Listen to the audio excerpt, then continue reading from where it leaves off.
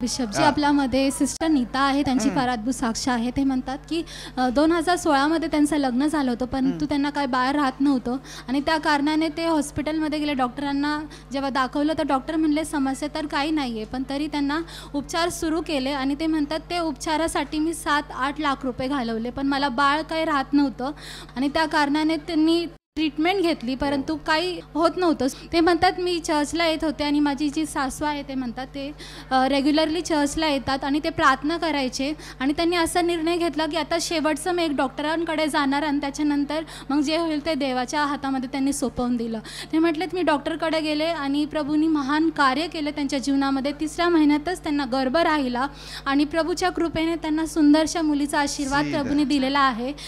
डॉक्टरांनी कॉम्प्लिकेशन सांगितलं होतं की तिला म्हणजे कावीळ झालेली आहे, परंतु ते म्हणतात आम्ही त्या परिस्थितीमध्ये सर्व कुटुंब मिळून प्रार्थना केली आणि प्रभूंनी एका आठवड्यामध्ये तिला बरं केलं. दोन्ही पण सुखरूप आहे आणि त्या आशीर्वादित देवाला गौरव. हालेलुया, किती छान.